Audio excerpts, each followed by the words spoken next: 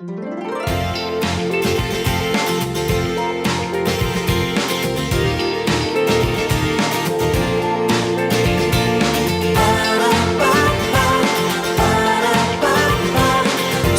सवेरे पाकिस्तान।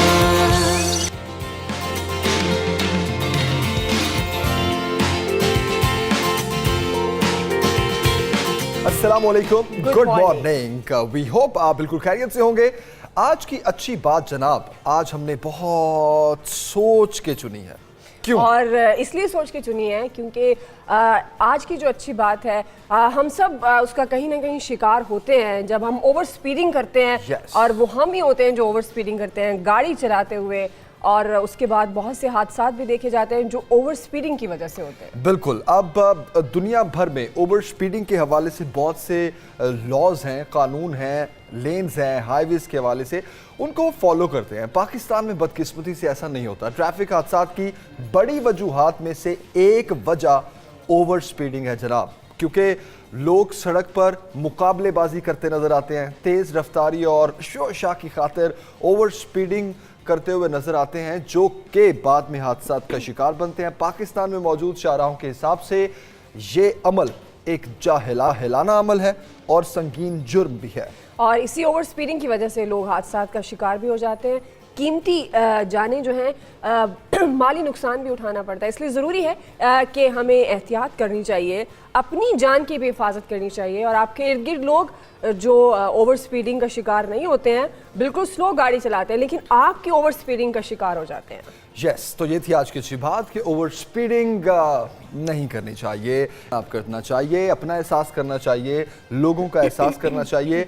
और आज के शो में जो इंटरेस्टिंग चीज़ है, सबसे पहले वो डिस्कस करते हैं आपसे, क्योंकि आज मलेरिया डे भी मनाया जा रहा है। जी हाँ। और इसी हवाले से आने वाले जो 2-3 माह हैं वो बड़े इंपॉर्टेंट है। गर्मी है, मच्छर बहुत ज़्यादा होगा आपके इर्द गिर्द, तो मलेरिया का शिकार कैसे हो जाते हैं लोग, वजूहात क्या है, इससे बचाव का तरीका क्या है, ये हम बात करेंगे। और इसके अलावा आज तलाश गुमशुदा क्या है? आज का जो तलाश गुमशुदा है वो हम आज अपने मुआशरे में जो बर्दाश्त गुम हो गई है उसको ढूंढने की कोशिश करेंगे कि हम घर से लेकर दफ्तरी मामलात, लोगों से मेल जोल के दौरान, बिजनेस, इवन जो तमाम हमारी ज़िंदगी के मामलात होते हैं उसमें हम बर्दाश्त का मुजाहरा क्यों नहीं करते, बर्दाश्त चली कहाँ गई है। बेसिकली आज हम उसे ढूंढने की कोशिश करेंगे। बिल्कुल, हमारा मुआशरा, हम खुद, हमारे इर्द गिर्द के लोग क्यों अदम बर्दाश्त का शिकार हो गए हैं। तो आज हमारा तलाशी गुमशुदा है बर्दाश्त। कॉल कीजिएगा और बताइएगा आपके साथ कोई पेश आया हुआ वाकया या फिर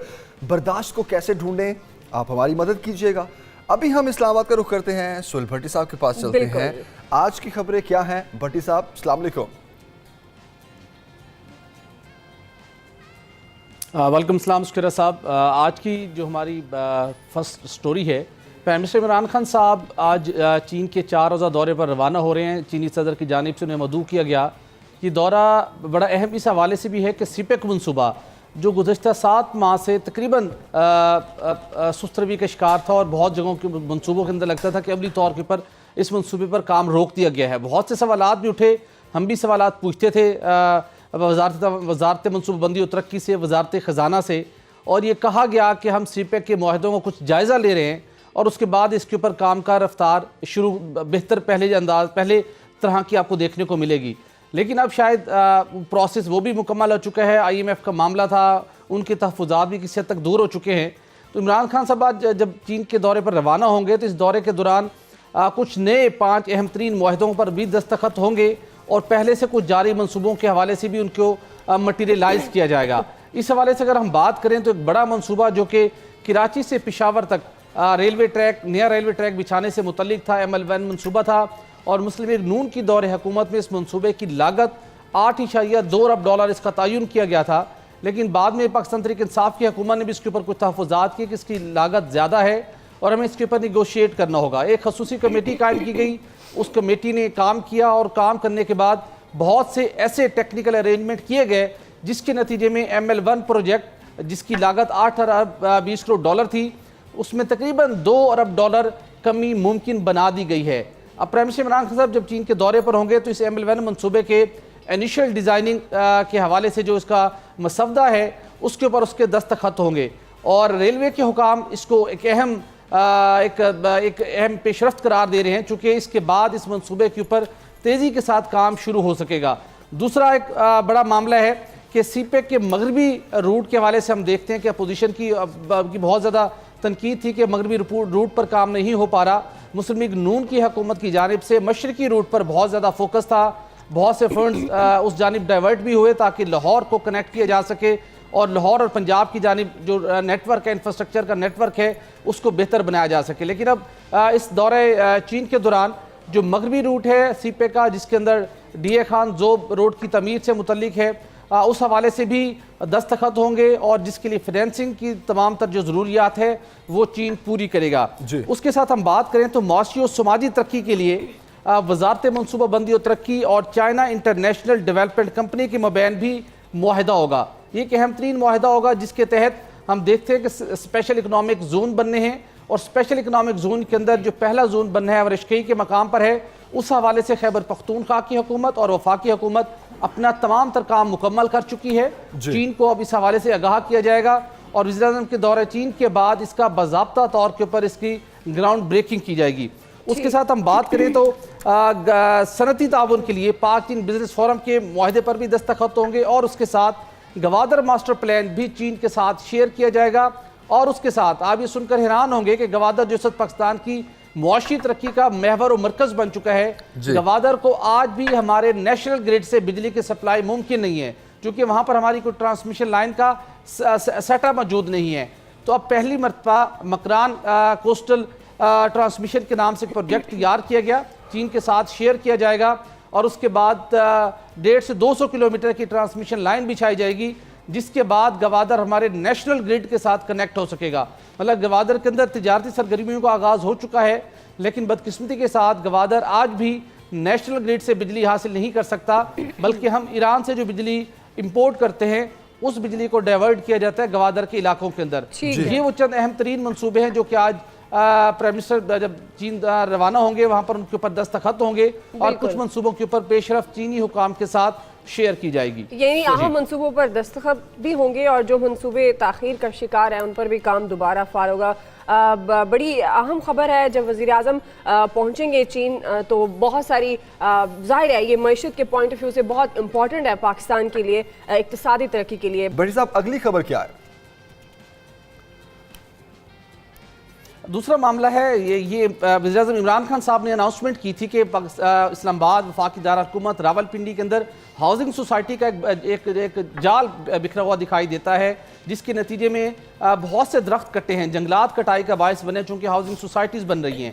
ان کا یہ کہنا تھا کہ کنکریٹ کا سٹرکچر لگتا ہے اسلام آباد اور راولپنڈی، تو لہٰذا مستقبل کے اندر ہاؤسنگ سوسائٹیز کے مزید پھیلاؤ کو روکنے کے لیے لازم ہے کہ ہم ہائی رائز بلڈنگ کی جانب جائیں۔ سی ڈی کو ہدایت بھی کی گئی کہ آپ تیاری کریں، پلان تیار کریں، اور اسلام آباد کے اندر دنیا کے دیگر ممالک کی طرح حفاظتی سٹینڈرڈز کو یقینی بنایا جانا چاہیے اور ہائی رائز بلڈنگ بننی چاہیے۔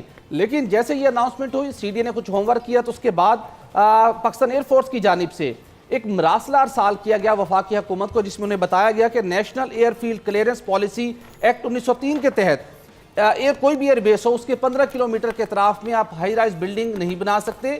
اگر آپ نے بنانی بھی ہے، ناگزیر ہے کس حد تک بن سکتی ہے، تو آپ کو پاکستان ایئر فورس سے اس کی پیشگی منظوری حاصل کرنا، این او سی حاصل کرنا لازم ہے۔ اور اگر اس ایئر فیلڈ پالیسی سے اگر چھوٹ دے دی گئی اور ہائی رائز بلڈنگ جو کہ نور خان ایئر بیس کی ہم بات کر رہے ہیں بنیادی طور کے اوپر، اگر اس کے اطراف میں 15 کلومیٹر کے اطراف میں اگر ہائی رائز بلڈنگ بنا دی گئی تو یہ فضائی جو آپریشن ہے وہ بری طرح اس سے متاثر ہو سکتا ہے، اور اس کے ساتھ 1903 کے جو ایکٹ ہے اس کی بھی خلاف ورزی ہوگی۔ تو لہٰذا پاکستان ایئر فورس کی جانب سے وفاقی حکومت کو انٹیمیٹ کیا گیا ہے کہ آپ کوئی بھی ہائی رائز بلڈنگ تعمیر نہیں کریں گے جب تک آپ ہم سے این او سی حاصل نہیں کریں گے۔ اور این او سی کا یہی مطلب ہے کہ وزیر اعظم عمران خان صاحب جس لیول کی دنیا کی پریکٹس کے مطابق ہائی رائز بلڈنگ بنانا چاہتے ہیں، وہ نور خان ایئر بیس کے 15 کلومیٹر کے اطراف کے اندر وہ بننا ممکن نہیں ہے، چونکہ اس سے فضائی آپریشن متاثر ہوگا۔ تو لہٰذا یا تو اس سے کم سائز کی عمارات آپ تعمیر کر سکتے ہیں، یا پھر آپ کو اس جو سیفٹی سٹینڈرڈز ہیں ایئر پالیسی کے حوالے سے اس کے اوپر آپ کو ریویو کرنا ہوگا۔ جی تو اگر بلند عمارتوں کی تعمیر کا منصوبہ ہے جس طرح آپ ذکر بھی کر رہے ہیں، اس میں کیا آپ کے خیال میں بڑی مشکلات کیا ہے جس کا سامنا کرنا پڑ رہا ہے اس پروجیکٹ کو؟ जी देखिए, इमरान खान साहब चाहते थे, सीडीए ने वर्किंग की थी कि एक शहर जंगलात का कटाव ना हो। जंगलात का कटाव रोकने के लिए ज़रूरी है कि हाउसिंग सोसाइटियों का मज़ीद फैलाव ना हो। उसके लिए ज़रूरी है कि जुड़वा शहरों के अंदर रिहाइश की ज़रूरियात आवाम की पूरी करने के लिए अब हाई राइज बिल्डिंग बननी चाहिए, 20 से 25 मंजिला इमारत बननी चाहिए, उसके अंदर हिफाजती स्टैंडर्ड्स को फॉलो करना चाहिए। लेकिन अब नूर खान एयरबेस के तराफ के अंदर जो 1903 का एक्ट है, national airfield clearance policy act, उसके तहत 15 किलोमीटर के इतराफ में हाई राइज बिल्डिंग नहीं बन सकती। अगर आपने मजबूरन कोई इमारत तमीर भी करनी है तो आपको पेश की एनओसी हासिल करना होगा। जब आप एनओसी हासिल करेंगे तो वहां पे एक शराइत आयद कर दिया जाती है कि आप मखसूस सर्टन लेवल से ऊपर आप मजीद इसकी फ्लोर तमीर नहीं करेंगे। तो ये एक इशू है, चूंकि फ़ज़ाई ऑपरेशन को आप मुतासिर नहीं कर सकते और वफाकी हुकूमत ने इस एक्ट को मद्देनजर रखना होगा। अब इमरान खान साहब को इसके बारे में सीडी जब आगाह करेगा तो फिर ये फैसला हो पाएगा कि क्या हमने हाई राइज बिल्डिंग की तमीर शुरू करनी है या नहीं, और अगर करनी है तो किस हद तक हम उसको हाई राइज के कितने फ्लोर बना सकते हैं, ये तय होना भी बाकी है। जी ठीक है सोहेल भट्टी साहब, बहुत शुक्रिया आपका, थैंक यू सो मच। सुबह सवेरे पाकिस्तान, सुबह सवेरे पाकिस्तान। और अभी हम आगे बढ़ेंगे और कुछ बात कर लेते हैं मौसम की। तो वैसे मौसम की समझ नहीं आ रही, कभी गर्दो गुबार से अटी आंधी चलती है तो कभी बारिश वाला मौसम फील होने लग जाता है। यस, कभी रातें ठंडी हो जाती हैं तो कभी अगले दिन उठे तो इतनी गर्मी होती है कि लाइक उफ गर्मी आ गई है फुल। तो यही सूरत हाल चल रही है। अभी 2 दिन पहले भी जहां आंधी और तूफान देखा गया, मौसम ठंडा हुआ, बारिश बिल्कुल नहीं हुई, लेकिन दूसरे तीसरे दिन हमने देखा कि गर्मी की शिद्दत उसी तरह बरकरार है। तो आपको दर्जा हरारत बताते हैं जनाब। सबसे पहले लाहौर का बताते हैं। लाहौर में कम से कम दर्जा हरारत 23 और ज़्यादा से ज़्यादा 37 डिग्री सेंटीग्रेड हो सकता है।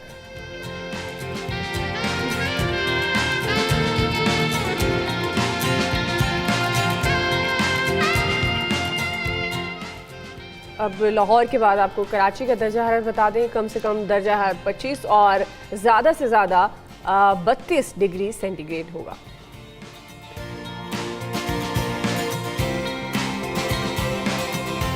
और जनाब इस्लामाबाद में कम से कम दर्जा हरारत 18 और ज़्यादा से ज़्यादा 31 डिग्री सेंटीग्रेड हो सकता है।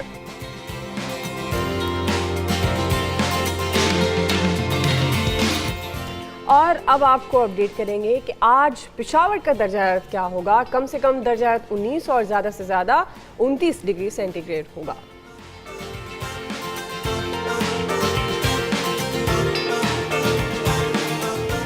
और कोयटा से अपडेट करते हैं आपको। कोयटा में कम से कम दर्जा हरारत 11 और ज़्यादा से ज़्यादा 27 डिग्री सेंटीग्रेड हो सकता है।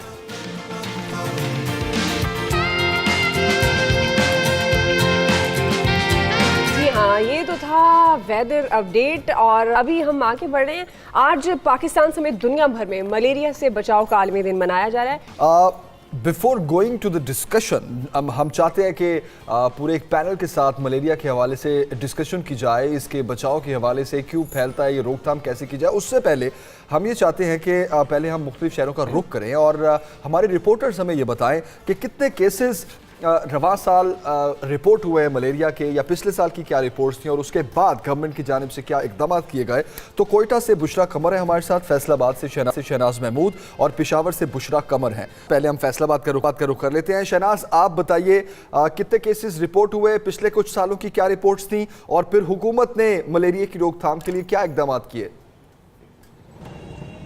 जी बिल्कुल जमील, आज हम बात कर रहे हैं उस खतरनाक डंग की जो एक बार डंगा जाता है तो इससे लुकमा अजल बना लेता है, कई इंसानों को अपनी लपेट में ले लेता है। बात कर रहे हैं हम मच्छर की, और आज मच्छर से फैलने वाली जो बीमारी मलेरिया है उससे बचाव का आलमी दिन है। तो जैसा कि जमील आपने पूछा कि पिछले चंद सालों की क्या रिपोर्ट है, तो 2016 की अगर हम बात करें तो 2016 में मलेरिया के सुबह भर में जो है तकरीबन 2800 के करीब केसेस जो है रिपोर्ट हुए हैं मुख्तलिफ हॉस्पिटल जराये के मुताबिक। जबकि 2017 की बात करें तो कुछ कम हुआ है, 2100 के करीब 2017 में जो है 1300 के करीब, और रवा साल की बात करें तो तकरीबन अब तक जो है 65 के करीब रिपोर्ट हो चुके हैं ये केसेस।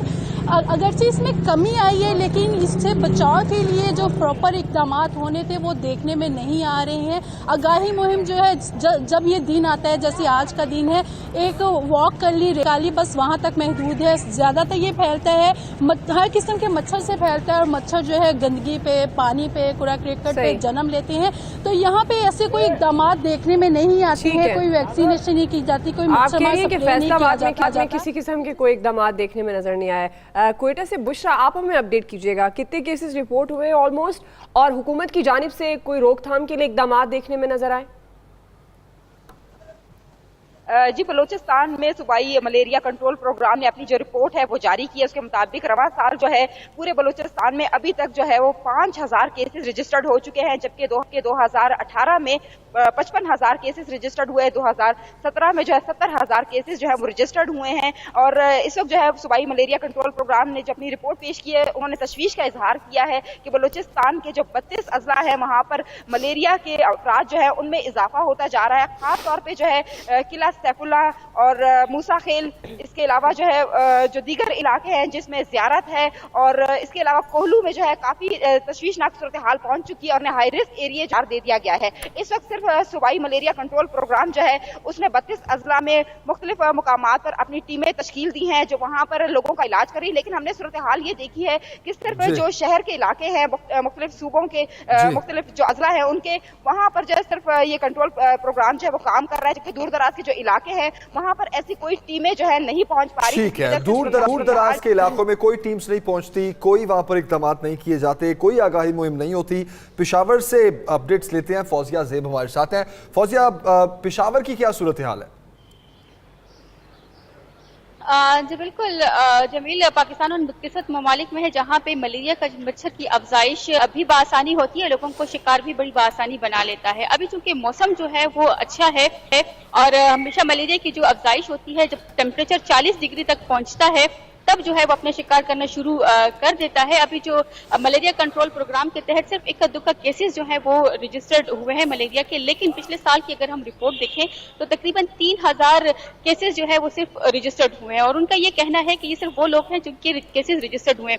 अक्सर अगर आप देखा जाए तो मलेरिया जो है वो उसका बुखार ऐसा होता है कि मकामी क्लिनिक पे लोग ज्यादा जाते हैं, और जो है लेबॉर्ट्रीज भी उसी तरह नहीं है कि जाके उसको टेस्ट वगैरह करवाए। जैसे कि सिर्फ अलामात जब देखी जाती है तो उनको 3 गोलियां दी जाती हैं जिससे उनका बुखार जो है वो कंट्रोल हो जाता है। अगर देखे जाए कि हुकूमत की जानिब से क्या इकदाम किए गए हैं, तो सिर्फ जो है जब अपने पीक पे पहुंच जाता है मलेरिया, वो भी अगर उसमें डेंगू आ जाए, वो अलार्मिंग सिचुएशन हो जाए, तब वो जाके जो है वो घर घर या इलाकों में डिफरेंट यूसेज में जाके ऑलराइट, जब तक अलार्मिंग सिचुएशन नहीं होती कोई वहां पर एक्शन नहीं लिया जाता, कोई इकदाम नहीं किए जाते। लेकिन आगाही बहुत जरूरी है और यही हम आज के शो में कोशिश करेंगे कि आगाही मुहिम को ज्यादा से ज्यादा पेश किया जाए। बहुत शुक्रिया आप तीनों का, आपने रिपोर्ट किया हमें। अभी हम लेंगे एक और जब ब्रेक के बाद वापस आएंगे तो हमारे साथ हमारा पैनल मौजूद होगा जिनसे हम बात करेंगे कि मलेरिया है क्या, फैलता कैसे है और इसका इलाज क्या हो सकता है। लेकिन एक ब्रेक के बाद stay with us.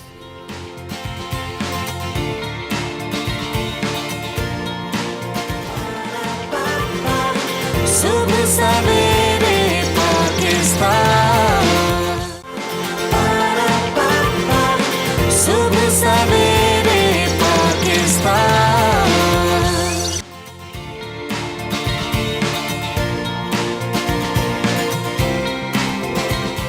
Welcome back जनाब। मलेरिया पैदा कैसे होता है, ये मलेरिया का जो जरासीम है इसकी अफजाइश किस तरह होती है, किस तरह ये बीमारी की सूरत में फैल जाता है, इससे रोकथाम कैसे ज़रूरी है, कैसे कर सकते हैं, इसके सिम्टम्स कहते हैं, कौन कौन सी फीलिंग्स आपको आए, आप देखें अपनी बॉडी में तो आपको ज़रूर ये शक करना चाहिए कि अच्छा कहीं मलेरिया तो नहीं हो गया मुझे। लेकिन एहतियाती तदाबीर क्या है, इसका इलाज क्या है, होम रेमेडीज़ क्या हैं, इन सारी चीज़ों पर हम गुफ्तगू करेंगे।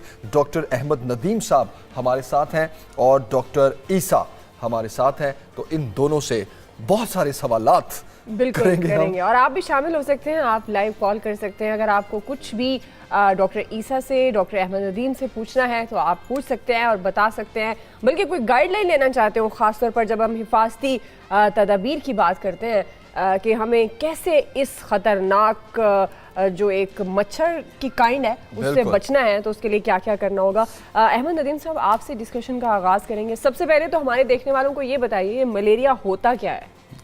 मलेरिया, बिस्मिल्लाहिर्रहमानिर्रहीम, मलेरिया एक ऐसी लाइफ थ्रेटनिंग डिजीज़ है कि जान को ख़तरा भी हो सकता है, जिसका हमें आम तौर पे जिसका हमें एहसास नहीं होता, जो कि प्रिवेंट भी की जा सकती है, रोकी भी जा सकती है, और जो क्योरेबल भी है, जिसका कि इलाज भी बहुत हद तक मुमकिन है। तो इसलिए ऐसी बीमारी जो कि ज़िंदगी के लिए ख़तरा हो और उसका बचाव भी मुमकिन हो और उससे इलाज भी बहुत बिल्कुल मुमकिन है, तो उसको अब देखें कि एक ये ख़तरनाक बीमारी है, उसका हम प्रिवेंशन भी कर सकते हैं, उसकी हम इलाज भी कर सकते हैं। तो ये इसको हम मलेरिया कहते हैं। फैलता कैसे है? हाँ एग्जैक्टली, फैलता हाँ, कैसे है? फैलता कैसे मौसम कौन सा है इसका? मौसम जनरली जो गर्मियाँ स्टार्ट हुई अभी हमारी, तो इसको कहते हैं जो मॉस्किटो है, ये मच्छर मादा मच्छर से फैलता है और उसको एनोफिलिस मॉस्किटो कहते हैं। होता यह कि जब ये मादा मच्छर इंसानों को काटती है तो हमारे खून में मलेरिया के जरासीम फैलना शुरू हो जाते हैं। ना सिर्फ फैलते हैं बल्कि उनकी अफजाइश हमारे खून में भी, हमारे जिगर में होती है, जिगर से वो खून में आते हैं, खून में से वो हमारे रेड ब्लड सेल्स जो हैं सुर्ख जरसूम में, उनमें आता है इसका जरासीम, जिसको कि हम प्लाज्मोडियम कहते हैं। और वो जब उसमें आके फिर वो उसकी और अफजाइश होती है, फिर वो हमारे जो RBCs हैं सुर्ख जरसूमें हैं वो फटते हैं। जब वो फटते हैं तो फिर उसकी अलामत स्टार्ट हो जाती हैं। ऑलराइट, हाँ, ऑलराइट। और इसको हमने कहा कि कहाँ से आता है? कहीं भी मच्छर वहाँ पलता है जहाँ पानी खड़ा होता है, स्टैग्नेंट वाटर, स्टैंडिंग वाटर, वो बेशक साफ हो या गंदा पानी हो। और उसमें साफ पानी में साफ अफजाइश होती है पानी इसकी? भी और गंदा पानी भी, दोनों। ऑलराइट। जो है डेंगी मॉस्किटो, वो एडीज इजिप्टियाई होता है, that is called fresh water mosquito. और जो एनोफ्लिन है ये स्टैग्नेंट वाटर मॉस्किटो है, जो खड़े पानी में पलता है। सही सही। हाँ, लेकिन हमने तो ये भी देखा था लास्ट टाइम जब डेंगी आया तो वो म्यूटेशंस भी होती हैं ना, मॉस्किटोज में चेंजेस भी आती हैं, तो इवन गंदे पानी के इलाके से भी मॉस्किटो डेंगी भी आया था। तो आगे ये इससे बचाओ, आपने कहा इससे बचाओ कैसे मुमकिन है? बचाओ या पे हम पहले आएंगे। इसकी सिम्टम्स हम डिस्कस कर लेते हैं कि पेशेंट को पता, बंदे को पता कैसे चलेगा कि मलेरिया कि या मलेरिया हो आम गया जी, मुझे टेम्परेचर मैं हो सके मुझे मलेरिया ही ना हो रहा हो। मौसम गर्मी का है, शुरू हुआ है अभी, मच्छरों की अफजाइश हुई है, मच्छर आपको हर जगह नजर आ रहे हैं आजकल। आपको सुस्ती का एहसास होता है, जिस्म में थकावट, बदन का टूटना, जोड़ों में दर्द, हल्की सी मतली सी की कैफियत, और ये तो इनिशियल सिम्टम्स हैं इसके। सिम्टम्स यूजुअली मच्छर के काटने के 8 से 18 दिन के दरमियान में आना शुरू हो 8 से जाता है। 18 दिन के दरमियान, क्यों आपने बताया ना, जैसे मैंने ओके। शुरू में बताया कि ये पहले मच्छर काटता है, फिर ये इसकी अफजाइश होती है जिस्म के अंदर, ओके, ओके, जिगर ओके। के अंदर, सुर्खलियों के फौरन अंदर। से नहीं होता ये? हाँ, फौरन से नहीं, टेक्स टाइम, इसके इंक्यूबेशन पीरियड कहते हैं। अच्छा एक मिनट दीजिए डॉक्टर हाँ साहब, जी, please। एक मिनट दीजिए। मैं ईसा भाई, ये इसको फिर नॉर्मल समझना चाहिए या बहुत ज़्यादा आपको एहतियात बरतनी चाहिए और टेंशन में आ जाना चाहिए? क्योंकि ये तो पता चल नहीं सकता कि आपको मलेरिया वाले मच्छर ने ही, मादा मच्छर नहीं काटा या किसने काटा है। तो आपको मच्छर जब भी काटे आपको फ़ौरन से एहतियात बरतनी चाहिए, और क्या करना चाहिए? कैसे हम जहाँ जहाँ पानी खड़ा है उसको ना खड़ा होने दें? क्या क्या एहतियाती तदाबीर हैं जो हम अपनाएं? इसमें जी, इसमें मच्छर के अलावा हमें और भी 2 चीज़ें जहन में रखनी पड़ेंगी। मच्छर के अलावा जुएँ भी इसका सबब बनती हैं और पेट में रहने वाले कीड़े भी इसका सबब बनते हैं, जिसमें सबसे ज़्यादा मच्छर है।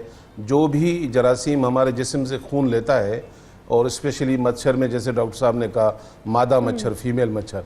अच्छा, दूसरी बात ये अगर हो जाए तो इसकी अलामत 48 और 72 आवर्स में, 48 घंटे में या 12 घंटे में इस तरह ज़ाहिर होती हैं। सपोज़ करें आपको बुखार था, मतली थी, और बीच में बिल्कुल आप बुखार वगैरह निकल गया, कभी नहीं हो रही है, ये सेम अगर रिपीट होता है इतने घंटों के बाद, तो ये कंफर्म हो गया है कि आपको मलेरिया है। अब जहाँ तक ताल्लुक़ है कि गंदगी बिल्कुल सही है। हमारे यहाँ मुसलमान तो जानते हैं कि निस्ब ईमान है, गंदगी हम फैलाने में सबसे ज़्यादा मास्टर हैं। आप पढ़े लिखे लोगों को भी देखेंगे गाड़ियों से चलती हुई से बोतल फेंक देते हैं, उसमें पानी, जूसेस, इस तरह की चीज़ें रह जाती हैं। तो ऑफ कोर्स इस तरह बहुत सारे पिकनिक पॉइंट होते हैं जहाँ पर हम जाते हैं, गार्डनिंग होती है, फ्लावर्स होते हैं, हम वहाँ कचरा फेंक देते हैं। बहुत ऐसी अलामात हम खुद اس کو پیدا کرتے ہیں, ہمیں اس کو احتیاط بھی کرنا پڑے گا. اچھا, دوسرا یہ ہے کہ یہ ویدر اب اسٹارٹ ہو چکا ہے, یہ ذہن میں رکھیے گا. لیکن میں آپ کو بتاؤں, دوائیوں پہ تو ہم بعد میں آتے ہیں, میں لوگوں کو ایک انفارمیشن دینا چاہتا ہوں. حالانکہ یہ دنیا میں 3.5 سے لے کر 500 ملین لوگوں کو بیماری مار دیتی ہے. سب سے زیادہ یہ افریقی ممالک میں پائی جاتی ہے, اس کے بعد ایشیا میں ہم بھی آتے ہیں اور USA وغیرہ میں. ہمارے یہاں اللہ تعالیٰ کی ایک بڑی نعمت ہے جو میں لوگوں کو بتانا چاہوں گا, یہ مٹھا کہلاتا ہے. یہ خاص طور پر جو سیزن ابھی اس کا کچھ دنوں میں آنے والا ہے, یہ مٹھا ایک چھوٹا سا موسمی کی طرح گرین کلر کا ہوتا ہے. مارکیٹ میں اس کے بارے میں آوازیں لگاتے ہیں, آپ نے دیکھا ہوگا, وہ بیچارہ بیچنے والے آوازیں لگاتے رہتے ہیں, ہم کم ہی خریدتے ہیں. لیکن یہ اتنی بڑی میڈیسن ہے, وہ ہے نا کہ اللہ کہتے ہیں کہ میں نہیں اتارتا ہوں اس بیماری کو زمین پر جب تک میں اس کا علاج پہلے نہ اتار لوں.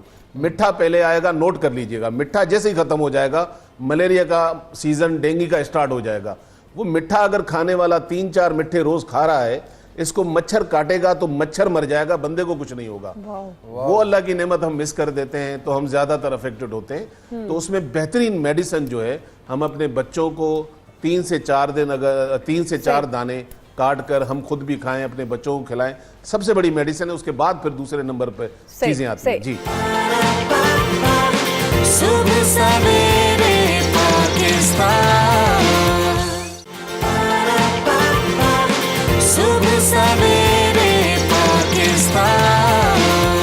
جی عیسی بھائی, یہ سوال کر رہے ہیں کہ جو ہم مچھردانیاں لگاتے ہیں یہ ٹھیک ہے, لگانی چاہیے, اور یہ جلیبیاں ہوتی ہیں ان کا دھواں کتنا خطرناک ہوتا ہے, کوائلز جو ہوتے ہیں؟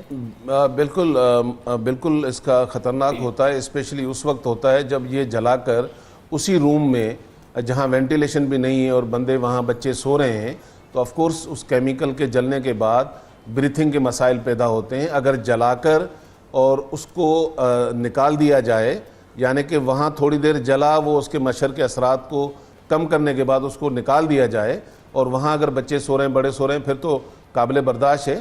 ادروائز اس کے اپنے اثرات ہوتے ہیں. اسی طرح ہی جتنے ہم اسپرے استعمال کرتے ہیں, اگر وہ کر کے ہم اس کا گھروں کے کمروں کو بند کر دیا دیں, کھڑکیوں کو بند کر دیں, اور کچھ 1-آدھا گھنٹے کے بعد اگر ہم سونے کا پروگرام بناتے ہیں, تو ہم کافی حد تک اپنے خطرات سے بچ جاتے ہیں. بہرحال اس کے علاوہ بہت ساری نیچرل.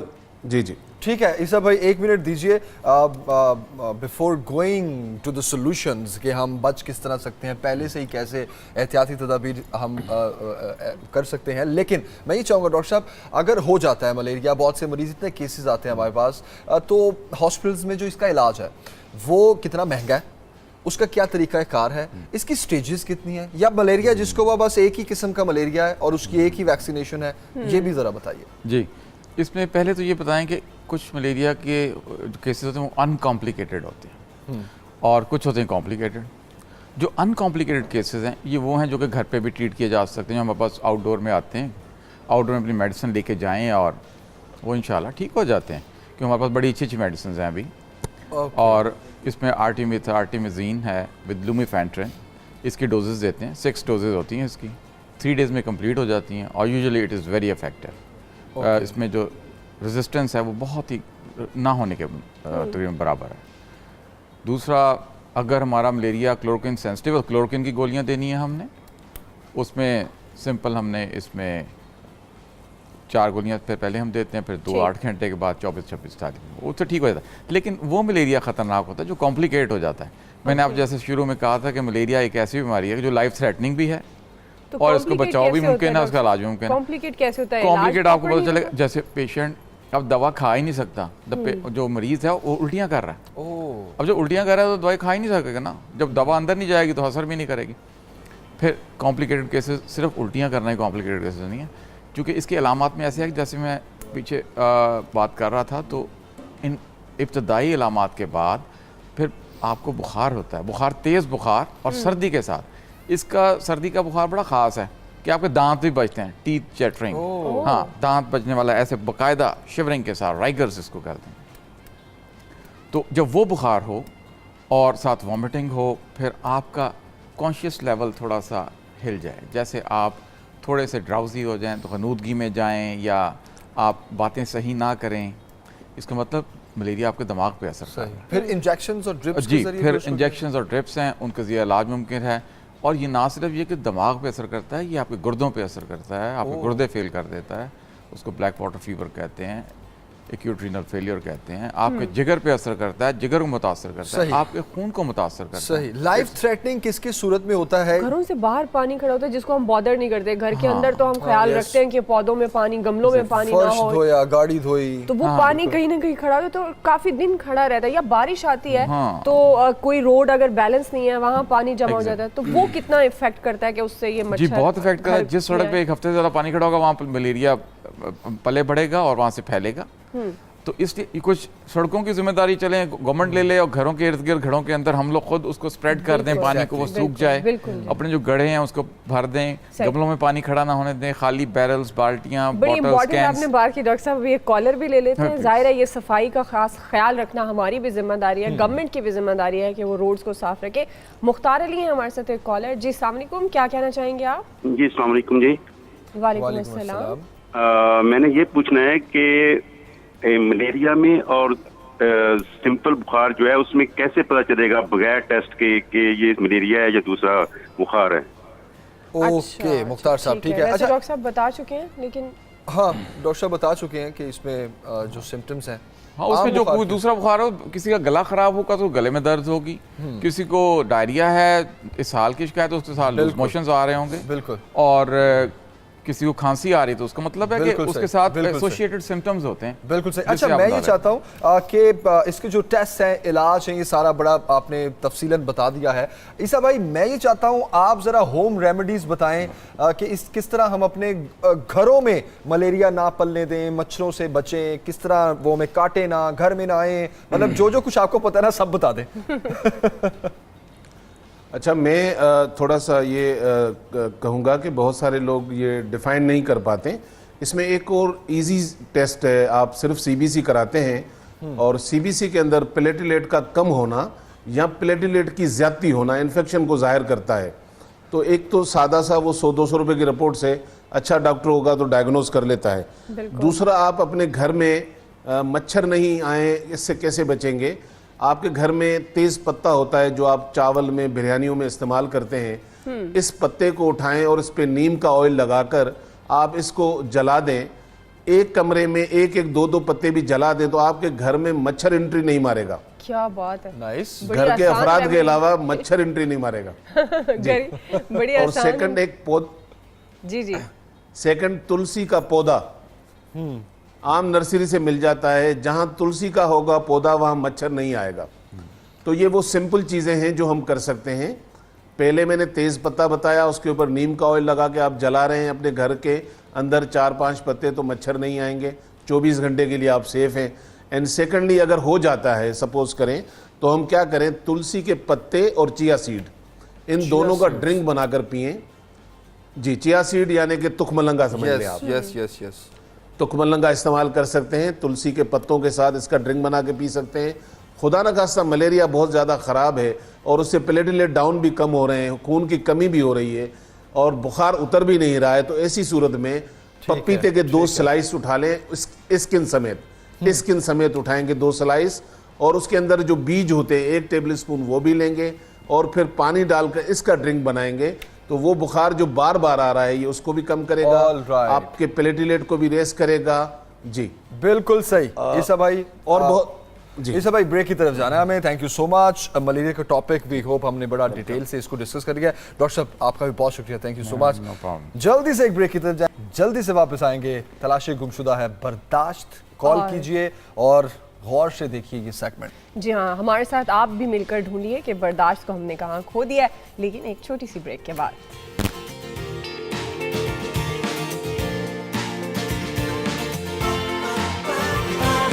صبح سویرے پاکستان,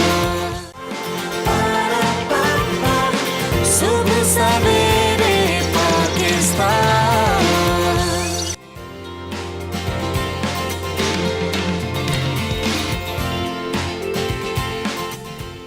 ویلکم بیک ٹو صبح سویرے پاکستان. اور ابھی ہمارا بہت ہی امپورٹنٹ سیگمنٹ جس میں ہم کچھ نہ کچھ ڈھونڈنے کی کوشش کرتے ہیں جو ہم نے اپنے معاشرے میں کھو دیا, آج ہم ڈھونڈیں گے کہ ہم نے برداشت کیوں کھو دی.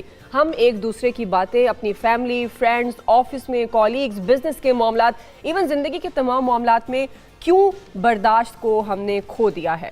بالکل. اور معاشرے کی عمارت اخلاقیات، محبت، رواداری کے ساتھ ساتھ برداشت کے ستون پر کھڑی ہوتی ہے ہمارے معاشرے کی عمارت. اور جب یہ خصوصیات سماج سے رخصت ہو جائیں تو وہ تباہی کی طرف تیزی سے گامزن ہو جاتا ہے. یہی گمبھیر صورتحال ہمارے معاشرے کو بھی درپیش ہے، جہاں عدم برداشت کا رجحان اس قدر فروغ پا چکا ہے کہ جس کی کوئی حد نہیں. جی ہاں بالکل. اور عدم برداشت ایک داخلی انتشار ہے جس کے باعث تشدد پسند سرگرمیاں بھی سامنے آ رہی ہیں جو نہایت ہی قابل تشویش ہے، جبکہ معاشرے کا امن و سکون صرف برداشت پیدا کرنے سے ہی لوٹ سکتا ہے. قرآن کریم میں اللہ تعالیٰ نے نیک لوگوں کی صفات یوں بیان کی ہیں کہ وہ غصے کو پی جاتے ہیں اور دوسروں کو معاف کر دیتے ہیں، اور اللہ نیکی کرنے والوں کو پسند کرتا ہے. بالکل. آج کے معاشرے میں لوگوں میں عدم برداشت اور بے چینی اس حد تک تجاوز کر چکی ہے کہ ہم بھول گئے ہیں کہ برداشت کیا ہوتا ہے، تحمل کیا ہوتا ہے. آج ہم برداشت ڈھونڈنے کی ایک کوشش کریں گے چھوٹی سی، اور ہم چاہیں گے کہ آپ بھی فون کالز کے ذریعے اپنا پوائنٹ آف ویو بتا سکتے ہیں اور اپنا کوئی ایکسپیرینس شیئر کر سکتے ہیں. ہمارے ساتھ ڈاکٹر عمران ہیں، فاطمہ خان ہیں اور ڈاکٹر عیسیٰ ہیں، جن سے ہم تفصیلاً گفتگو کریں گے کہ کس ڈگر چل پڑا ہے ہمارا معاشرہ کہ ہم عدم برداشت کا شکار ہو گئے ہیں اور برداشت ڈھونڈنے سے بھی نہیں ملتا. بالکل. اور ہم ڈاکٹر عمران سے سٹارٹ کر لیتے ہیں کیونکہ آپ ایسے کال کے ذریعے اپنا ایکسپیرینس بھی ہمارے ساتھ شیئر کر سکتے ہیں. جو ہمارا پینل ہے وہ آپ کو رسپونڈ بھی کرے گا، جواب بھی دے سکتا ہے. تو ڈاکٹر عمران صاحب آپ سے آغاز کرتے ہیں. جب ہم برداشت کی بات کرتے ہیں تو اس کے اپوزٹ ہوتا ہے عدم برداشت. آپ کے خیال میں ہمارے معاشرے میں برداشت کیوں ختم ہو گیا ہے، اور جب ہم عدم برداشت کی بات کرتے ہیں تو اس کا رجحان کتنا خطرناک ہے؟ بسم اللہ الرحمن الرحیم. بیٹا انسان جو ہے وہ اپنی خوراک اور خیالات کا مجموعہ ہے. یعنی جیسی اس کی خوراک ہوگی اور جیسے اس کے خیالات ہوں گے ویسے ہی اس کا جو ہے وہ عمل ہوگا. اب اگر ہماری خوراک آپ دیکھ لیجئے تو آپ کو پتہ ہے کہ ہم کتنی جلدی غیر فطری طریقے سے مرغی کو جوان کرنا چاہتے ہیں، جانوروں کو جو ہے وہ بڑھانا چاہتے ہیں، ہارمونز دے کے ہم کس طرح جو ہے وہ اپنی خوراک زیادہ سے زیادہ حاصل کرنا چاہتے ہیں، غیر صحت مند قسم کی سبزیاں پھل اگانا چاہتے ہیں، آرٹیفیشل فرٹیلائزرز لانا چاہتے ہیں. پھر اس کے بعد جب ہم گھر پر بھی آ جاتے ہیں تو پھر ہم وہ مائکرو ویو اوون انسٹنٹ ہے. یعنی اگر آپ کی خوراک انسٹنٹ ہوگی تو وہی اس کا مطلب ہے کہ آپ کا جو جسم کا رویہ ہے وہ بھی انسٹنٹ ہوگا. ہم جانتے ہیں کہ ہاتھی کتنا بڑا جانور ہے لیکن گھاس کھاتا ہے، ٹھنڈا ہے، اور لومڑی، کتا، شیر چھوٹے جانور ہیں لیکن وہ گوشت کھاتے ہیں، وہ شکار کرتے ہیں، اس لیے وہ جو ہے وہ ٹھنڈے جانور نہیں ہیں. اس کے بعد جو ہے ہمارے خیالات، انسان کو 70 سے 90 ہزار خیالات دن کے اندر آتے ہیں، اور انہی خیالات جو ہے وہ جذبات کو اور احساسات کو جنم دیتے ہیں، اور اسی جذبات اور احساسات کے اوپر ہمارا عمل ہوتا ہے. تو اگر ہمارے جتنے خیالات ہیں، چاہے وہ ہمارے خودکار خیالات ہیں یا جو ہم سوچتے بھی ہیں، اس سب کے اندر بھی اگر یہ منفی خیالات ہیں، اس کے اندر بھی جو ہے وہ اگر ہمارے رویے غیر مناسب ہیں، جہاں ہم تفریق پسند نہیں کرتے، دوسرے کی رائے پسند نہیں کرتے، اپنے علاوہ کسی کو نہیں سمجھتے، تو پھر اس کے بعد یہ ہو گیا کہ ہمارے خیالات بھی گھبراہٹ کا شکار ہیں، اور ہمارے خیالات جو ہے وہ خوراک جو ہے وہ بھی ہماری گھبراہٹ اور انسٹنٹ کا شکار ہے. اس لیے اگر آپ انفرادی طور پر بھی اور بحیثیت مجموعی اپنے معاشرے کے اندر دیکھیں تو ہم سب گھبراہٹ کا شکار نظر آتے ہیں. ہر شخص گھبراہٹ میں ہے، ہر شخص جلدی میں ہے، ہر شخص پریشانی کے اندر ہے، ہر شخص بھاگ رہا ہے، اور اس کو یہ بھی معلوم نہیں ہے کہ وہ کیوں بھاگ رہا ہے، وہ کیوں اتنی جلدی کر رہا ہے، اس سے کیا حاصل ہوگا. وجہ اس کی ہے کہ بیٹا جیسے آپ بیج ڈالتے ہیں ویسے ہی پھل جو ہے وہ باہر نکلتا ہے. یہ دو پھل ہم ڈال ہی غلط رہے ہیں تو اس میں سے برداشت کیسے باہر آئے گی؟ صحیح. میں فاطمہ چاہوں گا کہ آپ بتائیے کہ عدم برداشت کے کس قسم کے کیسز زیادہ دیکھنے کو ملتے ہیں؟ کون کون سے ایسے کیسز ہیں عدم برداشت کی وجہ سے جس میں ہمارے معاشرے کو تو نقصان ہو رہا ہے لیکن انفرادی طور پر ہمارے گھروں میں بہت زیادہ نقصانات ہو رہے ہیں؟ جی دیکھیں، عدم برداشت یا انٹالرنس جسے کہتے ہیں، اس کی وجہ سے تو بہت سارے کیسز ہو رہے ہیں. آپ سول کیسز بھی دیکھ سکتے ہیں جس میں آپ کے فیملی کیسز آ جاتے ہیں، क्रिमिनली भी देख सकते हैं जिसमें आपके रिलीजियस बेस पे जो इंटॉलरेंस शो की जाती है वो भी हो सकता है। दोनों साइड से जो है वो हमारे पास केसेस आते हैं और लीगली जो है वो इसको देखा जाता है। अगर सिविल साइड पे देखें, फैमिली केसेस में देखें, तो हस्बैंड एंड वाइफ के बीच में intolerance leads to the many issues like divorce, खुला या कस्टडी मैटर्स, ये सारे इश्यूज़ हो जाते हैं। अगर रिलीजियस साइड पे देखें तो वहाँ पे आपने काफ़ी सारे इश्यूज़ तो देखे, मिसाल खान केस हो गया या APS अटैक्स हो गए, इस तरह के। ये एक छोटे लेवल से टॉलरेंस जो है वो छोटे लेवल से स्टार्ट होती है और ये एक बहुत ख़तरनाक लेवल तक जाती है। तो ये डिबेट जो है वो लेट्स स्टार्टेड दिस डिबेट, मतलब इस डिबेट को स्टार्ट करते हैं सोशल मीडिया से। मेरे ख्याल में द रूट कॉज जो है इस वबा का, या मैं तो कहूँगी कि ये एक डेंगी बनता जा रहा है हमारे माशरे में, बहुत बड़ी बीमारी बनता जा रहा है कि सोशल मीडिया पे आप अपनी थॉट्स जो है वो जब शेयर करते हैं कोई भी पोस्ट के थ्रू, तो आप एक्सपेक्ट ये कर रहे होते हैं, नॉर्मली लोग मतलब अपने थॉट्स शेयर करते हैं तो वो एक्सपेक्ट कर रहे होते हैं कि हर बंदा जो है वो उनकी थॉट्स से अग्री करेगा। आई डोंट नो कि ये उनके अंदर बिल्ट इन है या ये हम सबके अंदर बिल्ट इन होता जा रहा है कि हम एक्सपेक्ट करते हैं कि हर कोई अग्री करे, लेकिन ऐसा होता नहीं है। हर बंदे की ओपिनियन डिफरेंट होती है और फिर जब वो दूसरा बंदा अपोज करता है ओपिनियन के साथ तो जो है वो ऑफेंड हो जाते हैं लोग, और वो ऑफेंड होने के बाद जो है वो एक आर्ग्यूमेंट स्टार्ट हो जाता है और argument leads to the major fights. तो छोटे लेवल पे जो है वो यही है कि आप अपनी थॉट्स जो है वो बर्दाश्त नहीं कर सकते कि उससे कोई डिसएग्री करे, तो यहीं से सारी चीज़ें स्टार्ट होती हैं। आइदर इट्स रिलीजियस बिलीफ और आइदर इट्स एनी अदर जो है वो इशू। सही ईसा भाई, क्या किसी से इख्तिलाफ करना, किसी एक पॉइंट पर ये अज्यूम कर लेना कि बस मतलब जो मैंने पॉइंट दिया है इस पर ही सिर्फ तारीफ होगी या मेरी मर्जी के मुताबिक कमेंट आएंगे, क्या ये वाहिद वजह है जिससे मुआशरा अदम बर्दाश्त का शिकार हो रहा है? या जिस तरह से डॉक्टर इमरान भी बता रहे थे कि हम जब इंस्टेंट डाइट ले रहे हैं तो हम खुद भी वैसे हो गए हैं, जल्दी जल्दी जल्दी जल्दी, और कुछ बर्दाश्त नहीं करते हैं। आपके ख्याल में बर्दाश्त अदम बर्दाश्त का शिकार हमारा मुआशरा क्यों है? बर्दाश्त क्यों ख़त्म होती जा रही है?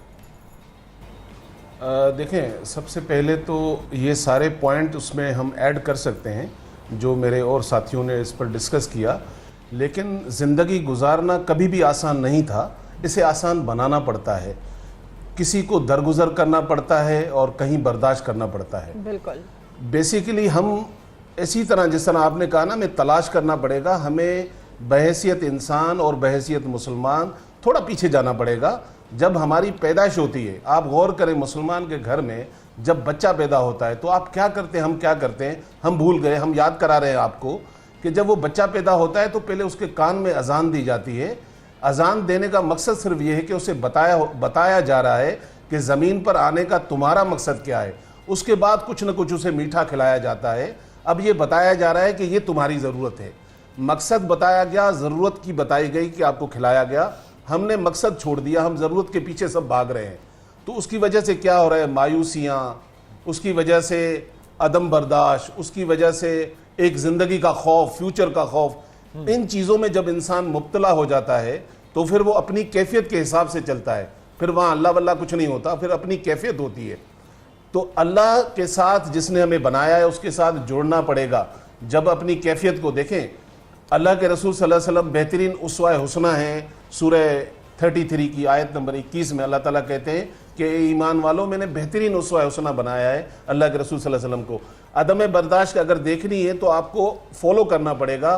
देखें, जहाँ ताइफ में पत्थर गिर रहे हैं तो वहाँ नज़रअंदाज किया जा रहा है, जहाँ आपके ऊपर रोज़ कचरा फेंका जा रहा है वहाँ भी आप अयादत करने के लिए चले जाते हैं। ये वो सोसाइटी है जहाँ पर अगर आप देखें, ये वो सारे जो अल्लाह के रसूल सल्लल्लाहु अलैहि वसल्लम के साथ गुजारने वाली ज़िंदगियाँ जिन्होंने गुजारी, जिसको सहाबा किराम अजमीन कहते हैं, इनकी ज़िंदगियाँ देखें क्यों सुकून था। सुकून इसीलिए था कि दरगुजर भी था, माफ़ भी था। आपने बड़ी एक प्रोग्राम में आयत कोट की थी, आले इमरान की आयत थी, मैं इसका नंबर बता देता हूँ, 133 है ये, जहाँ अल्लाह कहता है कि इनको गुस्सा आता है तो इसका मतलब हमें नेचर में गुस्सा है। अगला स्टेप अल्लाह बता रहा है कि ये गुस्से को पी जाते हैं, इसका मतलब आपने अंदर रखा हुआ है। जब तक इस गुस्से को निकाल कर बाहर फेंकेंगे नहीं तो अल्लाह जवाब दे रहा है, जब गुस्से को उठाकर फेंक देंगे यानी कि माफ़ कर देते हैं तो अल्लाह कहते हैं अल्लाह युहिब्बुल मोहसिनीन, ये वही लोग हैं जिनसे अल्लाह मोहब्बत करता है। تو ہم اللہ کی محبت میں بھی لوگوں کو معاف نہیں کرتے ہیں، کیونکہ ہمارے یہاں اللہ ہے نہیں، نام والا ہے، شاید اس کے بارے میں اتنی انفارمیشن نہیں ہے. تو اگر تھوڑا سا دینی لحاظ سے ہم دیکھیں تو اپنے میٹر کو ہم زیادہ سنبھال سکتے ہیں، نہیں تو مسائل تو سب کی زندگی میں رہیں گے، رہتے ہوئے آئے اور شاید آگے بھی رہیں گے. صبح سویرے پاکستان، صبح سویرے پاکستان. تعلیم کتنا امپورٹنٹ پارٹ ہے کہ برداشت کا مادہ آپ کے اندر ہو. عدم برداشت جو ہے کیوں ہوتا جا رہا ہے؟ تو تعلیم کو لے کر میں چاہوں گا ڈاکٹر عمران آپ ذرا اس پر روشنی ڈالیں. تعلیم کتنا میٹر کرتی ہے اور تعلیم کس قسم کی میٹر کرتی ہے؟ صرف کتابیں پڑھ لینا میٹر کرتا ہے یا پھر ایتھکس بھی ہوتے ہیں، کچھ کوڈز ہوتے ہیں، کچھ نارمز ہوتے ہیں، کچھ ویلیوز ہوتے ہیں؟ ہم لیک کہاں کر رہے ہیں؟ دیکھیے تعلیم کو تربیت سے جب الگ کر دیں گے تو تجارت بنتی ہے، اور تجارت اپنے اصولوں کے اوپر چلتی ہے، اور تجارت کے اندر حلال اور حرام ہوتا ہے. اور جب آپ حرام شامل کریں گے تجارت کے اندر تو وہ تجارت جو ہے وہ ہو سکتا ہے کرنے والے کو دنیاوی منفعت تو دے رہی ہو، لیکن بہرحال جو دنیا ہے وہ اس سے پریشان ہوگی، اور جیسے ہم ہو رہے ہیں. ہمیں دین کے تعلیم کے اصول سکھانے ہوں گے، اور وہ اصول کے لیے کسی بہت بڑی کتاب، کسی بہت بڑی یونیورسٹی کی ضرورت نہیں ہے. اگر یہ بات کہہ دی ہمیں گائیڈ لائن کے اوپر کہ آپ بسم اللہ الرحمن الرحیم کہہ کر ہر کام شروع کریں، تو اس کا ترجمہ بھی بتائیں کہ یہ رحمان کون ہوتا ہے اور رحیم کون ہوتا ہے. رحمان اللہ تبارک و تعالیٰ کی وہ صفت جو اس کو نہیں مانتا اس کو بھی دیتا ہے، یہ رحمان ہے، اور جو اس کو مانتا ہے اس کو بھی دیتا ہے، وہ رحیم ہے. تو اب ہمیں اصول یہ سکھایا کہ آپ کے سامنے والی کی اگر رائے آپ سے مختلف بھی ہے، اس کا کہیں یہ مطلب نہیں ہے کہ اس کو رد کر دیا جائے گا. اب حضرت موسیٰ علیہ السلام کو اللہ تبارک و تعالیٰ یہ کہہ رہے ہیں کہ فرعون کے دربار میں جاؤ. وہ فرعون جو خدائی کا دعویٰ کرتا ہے اس کے دربار میں جاؤ، وہ سرکش ہو گیا ہے، اس کو آیا کہ حق پیغام پہنچاؤ اور دیکھو اس سے نرمی سے بات کرنا. اب آپ اصول سنیں، اس کو کہہ رہے ہیں نرمی سے بات کرنا. پھر جب حضرت موسیٰ علیہ السلام فرعون کے دربار میں گئے ہیں اور وہ جو جادوگر حق پیش کرنا چاہتے ہیں اپنی طرف سے، تو حضرت موسیٰ نے کہا کہ پہلے آپ پیش کریں. اس کا مطلب یہ ہے کہ آپ سامنے والے کو یہ کہہ رہے ہیں کہ میں پہلے آپ کی سنوں گا، اس کے بعد میں اپنی سناؤں گا. ہمارے ہاں جو ہے یہ بالکل الٹ ہے. یہ سارے وہ اصول ہیں جو سیرت طیبہ سے ملیں گے، جو آپ کو بنیادی اصول ملیں گے کہ گفتگو کے اندر جب آپ سامنے والے کو پہلے موقع دیتے ہیں، تحمل سے سنتے ہیں، تو آپ کی بات زیادہ اثر انداز ہو سکتی ہے. لیکن جب آپ سامنے والے کو بولنے نہیں دیں گے، اس کے بولنے سے پہلے اختلاف رکھیں گے، تو وہ اپنے اس کو حد کی عزت سمجھے گا. یہاں پہ ابھی تھوڑے دنوں میں رمضان شروع ہونے والا ہے. عصر اور مغرب کا جو ٹائم ہوتا ہے وہ ٹائم ہوتا ہے جہاں پہ مزدور کو مزدوری اس کے پسینہ خشک ہونے سے پہلے ملنے والی ہے. یعنی وہ فرشتے جو ہے وہ زمین کے اوپر آتے ہیں اور وہ جو انعام ہے جو ابھی روزہ کھلنے والا ہے وہ دینا چاہتے ہیں. اس کے اندر جس طرح ہم اپنے گھروں میں جاتے ہیں، لوگوں کو سائڈیں مارتے ہوئے، دھکے دیتے ہوئے، گاڑیاں تیز چلاتے ہوئے، اپنی اور لوگوں کی زندگی خطرہ کرتے ہوئے، کیا کرنے کے لیے؟ کہ اللہ کی خوشنودی حاصل کرنے کے لیے جا رہے ہیں. ہمیں روح ہی نہیں بتائی جا رہی. ہمارے آنسر سے عبادات کی، اخلاقیات کی، تعلیم کی، رویوں کی روح نکل گئی ہے. جب آپ روح نکل جائیں گے تو اس کے بعد پھر یہ فساد جو ہے وہ بھی نظر آتا ہے. یہ جو انڈسپلن نظر آتا ہے یہ اسی لیے نظر آ رہا ہے. دوسری بات یہ کہ ہم اصل میں کلیئر نہیں کر رہے. آپ جو ہے وہ آپ کو اچھی طرح معلوم ہے کہ پانی کو بھاپ میں تبدیل ہونے کے لیے 100 ڈگری سینٹی گریڈ کا ٹیمپریچر چاہیے ہوتا ہے. اب آپ یہ مجھے بتائیں کہ اگر ایک ٹھنڈا پانی ہے اس کو 100 ڈگری تک پہنچنے میں کتنی دیر لگے گی، اور اگر ایک پانی پہلے ہی 80 ڈگری کے اوپر ہے تو اس کو بھاپ بننے میں کتنی دیر لگے گی؟ تو وہ فوری جو ہے وہ بھاپ بن جائے گا. اور ہم لوگ جو ہے وہ بحیثیت مجموعی 99 کے اوپر ہر وقت گھوم رہے ہیں. تو آپ سوچیں کہ ذرا سا ٹریگر ہوتا ہے. ابھی جو ہے وہ لائر صاحبہ زیادہ اچھا بتائیں گی کہ چھوٹی سی بات کے اوپر قتل و غارت گری ہوتی ہے. چھوٹی بات کے اوپر لگتا ہے کہ یہ چھوٹی بات ہے. یہ چھوٹی بات نہیں ہے. وہ پانی 90 کے اوپر ہے ہر آدمی کا. تو وہ جب وہ خالی نہیں کرے گا، اپنے پانی کو ٹھنڈا نہیں کرے گا، جیسے ڈاکٹر عیسیٰ نے کہا، وہ درگزر نہیں کرے گا، وہ توکل نہیں کرے گا، وہ شکر نہیں کرے گا، وہ خالی نہیں کرے گا، تو پھر وہ ہر وقت وہ بوائل ہوتا رہے گا. جب وہ بوائل ہوتا رہے گا تو وہ ذہنی مریض ہے، روحانی مریض ہے، جسمانی مریض ہے، معاشرتی مریض ہے. اور لازمی طور پر اسی لیے ہمارا جو ہے وہ معیشت بھی اچھی نہیں ہے، کیونکہ معیشت جو ہے وہ ٹھنڈے دماغ کے لوگوں کا کام ہے، گرم لوگوں کا کام نہیں ہے. تو فاطمہ، جس طرح سے ڈاکٹر عمران کہہ رہے ہیں، آپ کے پاس اس طرح کے کیسے کیسز رپورٹ ہوتے ہیں؟ کیا اگر ہم کسی کو معاف نہیں کرتے ہیں، ایک تو یہ بات ہے کہ ہم کسی کو بات کرنے کا موقع نہیں دیتے پہلے اور بہت سے کلیشز پیدا ہو جاتے ہیں، کیا ہم کسی کو جب معاف نہیں کرتے ہیں, معافی میں پہل نہیں کرتے ہیں, کیا اس کو بھی کہہ سکتے ہیں کہ اس سے بھی ہمارا معاشرہ عدم برداشت کی طرف جاتا ہے؟ اچھا جی سر, ڈاکٹر صاحب نے بھی بات کی, بہت خوبصورت اگزامپلس دیں جی. حضور پاک صلی اللہ علیہ وسلم جو ہے وہ ان کی ذات تو کافی ہے, یہ ساری اگزامپلس اور ان سے سیکھنے کے لیے بہت ہیں. جیسے ان کے اوپر جو ہے وہ ایک عورت جو تھی وہ کوڑا پھینک دیا کرتی تھی, انہوں نے تو اس کو معاف کر دیا تھا, تو بہت بڑی ایک ایگزامپل سیٹ ہو جاتی ہے جو آل آف دا ورلڈ جو ہے وہ لوگ تو فالو کر رہے ہیں, لیکن انفارچونیٹلی بینگ اے مسلم ہم نہیں فالو کر رہے.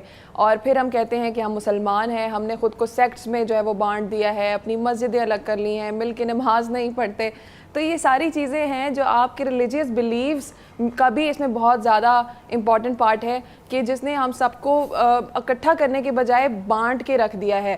تو اس طرح تو پھر ہم خود کو مسلمان بھی جو ہے وہ نہیں کہہ سکتے. دوسرا پوائنٹ یہ ہے کہ میں یہ سمجھتی ہوں کہ جو لوگ ان دا پوزیشن آف اتھارٹی ہیں, جن میں ٹیچرز آ جاتے ہیں یا پیرنٹس آ جاتے ہیں, کیونکہ یہ بہت بیسک لیول ہے جہاں سے اس کو آپ گروم کر سکتے ہیں یا اس بیماری سے جان چھڑا سکتے ہیں. تو میرے خیال میں جو لوگ پوزیشن آف اتھارٹی ہیں, پیرنٹس اور ٹیچر, ان کو اس چیز پہ سب سے زیادہ ورک کرنا چاہیے. لیکن آپ لوگ سوشل میڈیا پہ آج کل کافی وائرل ویڈیوز بھی دیکھ رہے ہوں گے کہ جس میں ٹیچر ہی جو ہے وہ اپنے اسٹوڈنٹ کی پٹائی کرتے ہوئے نظر آتے ہیں, یا آپ اگر جو پیرنٹس کو دیکھیں تو مائیں اپنے بچوں کو خود جو ہے وہ قتل کر دیتی ہیں, اور ایک نہیں 3 بچوں کو ایٹ اے ٹائم. پچھلے دنوں میں ایک سٹوری دیکھ رہی تھی, ایک کیس ہوا کہ 3 بچوں کو جو ہے وہ اکٹھا ماں نے جو ہے وہ ان کی جان لے لی. تو یہ سارے جو ہے وہ پرابلمز ہیں. اچھا پھر آپ پروفیشنلزم میں بھی اگر چلے جائیں, آپ ڈاکٹر لائرز کو بھی دیکھ لیں تو انفارچونیٹلی ان میں بھی جو ہے وہ برداشت بہت کم ہے. آپ ہر دوسرے دن دیکھیں گے تو ڈاکٹرز روڈ پہ آ جاتے ہیں یا سڑکوں پہ آ جاتے ہیں بینرز اٹھا کے, جسٹ بیکاز کہ ان کی وہ سیلری انکریز نہیں ہو رہی یا ٹرانسفر نہیں ہو رہا. اور اس فاطمہ میں چاہتا ہوں دیکھیں آپ ماہر قانون ہیں, بہت سے کیسز آپ کے سامنے آتے ہوں گے, بہت سی ایگزامپلز آپ کے پاس ہیں. دیکھیں جس طرح ہم پہلے تعلیم کی بات کر رہے تھے, ایتھکس, تربیت کی بات کر رہے تھے, روٹ کاز کی بات کر رہے تھے, وجوہات میں آپ بار بار سوشل میڈیا کو بہت زیادہ پوک کر رہی ہیں. سوشل میڈیا کی ہم کچھ ایسی جھلکیاں بھی ہیں ہمارے معاشرے میں, وہ بھی ہم اپنے ناظرین کو دکھائیں گے. اس کو ہم نے کمپائل کیا ہے کہ ہم بیسیکلی دکھائیں کہ کس طرح برداشت سے باہر چیزیں ہو رہی ہیں اور لوگ کیا کیا ایکشن اور ریاکشن دے رہے ہیں. لیکن آپ کے خیال میں معاشی بدحالی کتنا عمل دخل ہے معاشی بدحالی کا عدم برداشت میں جو لوگ چلے جاتے ہیں؟ مطلب برداشت کا مادہ بالکل ختم ہو جاتا ہے, یا آپ یہ سمجھتی ہیں کہ معاشی بدحالی میٹر نہیں کرتی؟ معاشی بدحالی ایک بہت امپورٹنٹ ٹاپک ہے, اس کو تو اگنور کیا ہی نہیں جا سکتا, یہی اس کی بیک پہ ہے. لیکن میں جو کہنا چاہ رہی ہوں, میں جس پوائنٹ کی طرف آ رہی تھی وہ یہ ہے کہ اٹس آل اباؤٹ موریلٹی. یہ آپ کو میں آ کے آپ کو نہیں سکھا سکتی, آپ مجھے نہیں, یہ ہمیں روٹ لیول سے ہی سٹارٹ کرنا پڑے گا. روٹ لیول پہ ہی جن لوگوں کی ذمہ داری بنتی ہے, ایون آور لیڈر ایز ویل, ہمارے ملک کے جو پولیٹیشنز, آپ پولیٹیشنز کو دیکھ لیں وہ کیا کر رہے ہیں, ایک دوسرے پہ جو ہے وہ کیچڑ اچھال رہے ہیں. آپ ٹاک شوز میں دیکھ لیں, بجائے یہ کہ کوئی ہیلدی ڈیبیٹس کی جائیں وہ ایک دوسرے کی جو ہے وہ کردار کشی پہ آ جاتے ہیں. تو the point which I am going to make here کہ روٹ لیول سے اس کو سٹارٹ کریں. معاشی بدحالی ایک ریزن ہو سکتا ہے, لیکن اس کی جو سب سے بڑا پرابلم ہے وہ یہ ہے کہ موریلٹی جو ہے وہ کھو گئی ہے کہیں, جو ہمیں شروع سے سکھائی نہیں جاتی, گھروں میں بتائی نہیں جاتی, تربیت میں کمی رہ جاتی ہے, جس کی وجہ سے وہ ساری زندگی جو ہے وہ ہماری پوری جنریشن جو ہے وہ ایک الگ ہی قسم کی دوڑ میں ہے جس میں ان میں برداشت نہیں ہے. اور سوشل میڈیا کا میں بار بار ذکر اس لیے کر رہی ہوں کیونکہ آج کل سوشل میڈیا کا دور ہے, اور میرے خیال میں کہ ہماری سوسائٹی کی ایک بہت بڑی پرسنٹیج جو ہے وہ سوشل میڈیا پہ ہے. آف سوشل میڈیا بھی یہی ریزنز ہیں کہ یا تو معاشی بدحالی ہے, اور یا تو پھر کسی اور کی بات برداشت کرنے کی وہ سخت ہی ختم ہوتی جا رہی ہے. لیکن یس فائنینشیل جو ریسٹرینٹس ہیں, کنسٹرینٹس ہیں, وہ آپ کو جو ہے وہ اس پوائنٹ پہ لے آ جاتے ہیں کہ آپ کسی کی بات کو برداشت ہی نہیں کر پاتے. بالکل صحیح. کچھ معاملات اب دیکھیں, جو موریلٹی کی آپ بات کی تھی فاطمہ, بالکل ٹھیک ہے. ہم بیسیکلی اعلیٰ عہدوں پر بیٹھے لوگوں کو جب دیکھیں گے, جن لوگوں کے ہاتھوں میں پاور ہے, اس میں ہمارے پیرنٹس بھی آتے ہیں, ٹیچرز بھی آتے ہیں, رول ماڈلز ہمارے پولیٹیشنز بھی آتے ہیں, یہ بات بالکل ٹھیک ہے. لیکن چھوٹے چھوٹے معاملات ہم اپنی سوسائٹی میں معاشرے میں ارد گرد دیکھتے ہیں کہ روڈ ریجز کے معاملات ہیں, ٹریفک سگنلز کے معاملات वारदात हैं, कोई क्रॉस कर गया है, किसी ने कोई बात कर दी है, आगे आके ब्रेक लगा दिया, बहुत छोटी छोटी हमारे मोहल्लों में, घरों में बड़ी छोटी छोटी ऐसी मिसालें मिलती हैं जिसमें हम बिल्कुल ही बर्दाश्त का मादा ख़त्म हो चुका है हमारे अंदर। मैं चाहूँगा डॉक्टर इमरान आप इस पर रोशनी डालें कि अगर हम लेट्स सपोज सोशल मीडिया जो इस चीज़ को बढ़ावा दे रहा है, या हमारे रोल मॉडल्स जिनको देख के हम अपने आप को उस तरह ढाल रहे हैं, इसके बरक्स हमारे माशरे में, हमारी गली मोहल्ले, हमारे घर, हमारी कम्युनिटीज़, स्कूल्स, दफातर, इन सब का कितना लेना देना है? देखिए, मैं एक एडिशनल पॉइंट देना चाहूँगा जो लॉयर साहिबा ने जो है वो बताया था, और आपने इनसे सवाल भी पूछा था मईशत के बारे में कि अगर माशी बदहाली हो तो ये अदब बर्दाश्त की तरफ जो है वो जाती है। शुमारियात कुछ मुख्तलिफ ज़ाहिर करते हैं इस बात को इंतहाई एहतराम के साथ। अभी फ्रांस के अंदर जो है वो एक येलो जैकेट जो है वो चल रहा है, आप पूरे दिन खबरों में आप भी दिखाते हैं, महीनों हो गए हैं कि वो एहतजाज करना चाहते हैं हुकूमत के किसी रवैये के ख़िलाफ़ और उस पर खिलाफ, लेकिन वो दुकानें भी जला रहे हैं, गाड़ियाँ भी जला रहे हैं, लोगों को भी मार रहे हैं, पुलिस वालों को भी बात उठा रहे हैं। ये एक अमीर मुल्क की मैं बात बता रहा हूँ आपको ना, ये फ्रांस है जहाँ पे मईशत जो है वो बहुत अच्छी है। दूसरी तरफ जो है जब हम बर्दाश्त के पैमाने को नापते हैं सर नफ्सियात के अंदर, तो इसका ये डायरेक्टली जो है वो प्रोपोर्शनल है कि इंसान का तवक्कुल का पैमाना कितना है और खुशी और इत्मीनान का जो है वो पैमाना कितना है। यानी जो शख्स खुश, इत्मीनान और तवक्कुल में होगा उतना ही उसका बर्दाश्त का मादा अच्छा होगा, ये कम होगा तो उसका बर्दाश्त का मादा कम होगा। तो दुनिया के अंदर एक हैप्पी जो कंट्रीज़ की जो लिस्टिंग जो है वो आती हैं, और जो टॉप 10 कंट्रीज़ हैं उसके अंदर एक इंतहाई अमीर मुल्क स्वीडन भी है, और आपको इंतहा से ज़्यादा जो है वो हैरानगी होगी कि उसके अंदर एक इंतहाई गरीब मुल्क भूटान भी है। तो ये 10 ममालिक जो खुशी के ममालिक कहलाते हैं दुनिया के अंदर, उसमें भूटान भी है जो कि गरीब तरीन ममालिक में से एक है। इसी तरह हमारे बिल्कुल नेबर के अंदर एक कंट्री है जिसको हम नेपाल कहते हैं, जहाँ पर इंतहाई इत्मीनान है, तवक्कुल है, और वो उस इंडेक्स के अंदर बहुत जो है वो यूरोप और अमेरिका से ऊपर है, हालांकि वो एक गरीब मुल्क है। यानी तवक्कुल के लिए ज़रूरी नहीं है कि आपके पास बेहिसाब पैसे हों, तवक्कुल के लिए, खुशी के लिए, इत्मीनान के लिए ज़रूरी है, लाजमी तौर के ऊपर बुनियादी ज़रूरियात होना ज़रूरी है। लेकिन मैं उन नेपाल और भूटान में उन गरीब ममालिक की बात बता रहा हूँ कि जहाँ पे मैंने काम किया, मैंने प्रोजेक्ट्स भी किए UN के, तो मुझे मालूम है कि वहाँ पर वो सहूलतें नहीं हैं, लेकिन सलाम है उनके तवक्कुल पे, उनके बर्दाश्त पे, उनके ठंडा होने के ऊपर। वजह उसकी ये है कि उनको वैल्यूज़ बताई जाती हैं कि पहले दूसरे को रास्ता देना है, दो निवालों में से भी पहले सामने वाले को पूछना है। सुबह सवेरे पाकिस्तान, सुबह सवेरे पाकिस्तान।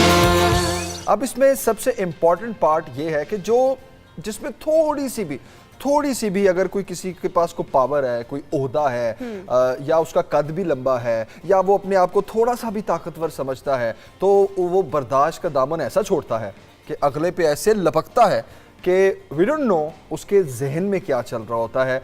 अब ये तलाश करने की कोशिश करते हैं। ईसा भाई, आपसे जानना चाहेंगे कुछ वजूहात हमने जिस तरह डिस्कस की कि रवैयों का फुकदान है, तालीम का फुकदान है, मुआशी बदहाली है, ये सारी चीज़ें, तरबियत का फुकदान है। आपके ख्याल में कौन कौन सी बड़ी वजूहात हैं जिसकी वजह से बर्दाश्त गुम हो गई है हमारे मुआशरे में? देखें, इज्तमाई तौर पर हमारी सोसाइटी अगर आप गौर करेंगे तो हम अपनी गलतियों के वकील हैं और दूसरे की गलतियों के हम जज बन जाते हैं। जब दोनों बीमारियां हम में पाई जाएं तो हम कभी भी फैसले अच्छे नहीं कर सकते। हमें हमेशा इन चीज़ों को सीखने के लिए थोड़ा सा पीछे इसलिए जाना पड़ेगा कि आप और मैं कभी सही नहीं हो सकते जब तक हम उसवा हुस्ना को नहीं समझेंगे। मस्जिद नबवी के अंदर आप सल्लल्लाहु अलैहि वसल्लम तशरीफ़ फरमा रहे हैं, सहाबाए करीम बैठे हुए हैं, एक शख्स आकर मस्जिद नबवी में पेशाब कर रहा है। आप ये गौर से सुने कि मस्जिद नबवी में एक शख्स पेशाब कर रहा है और सहाबा उठते हैं तो आप नबी करीम सल्लल्लाहु अलैहि वसल्लम रोक देते हैं कि खामोश रहें। खामोशी के साथ वो बंदा पेशाब करता है और उठ के चला जाता है, तो अल्लाह के रसूल सल्लल्लाहु अलैहि वसल्लम फरमाते हैं कि मैंने आपको आसानी के लिए दरस दिए हैं, यानी कि लोगों के लिए आसानी करें, पानी की बाल्टी बहा दें। आज तो हालत ये है कि अगर आप किसी और स्कूल ऑफ थॉट्स के, किसी और ऑफ स्कूल के थॉट से मस्जिद में चले जाएं तो बंदा मस्जिद ही धुलवा देता है।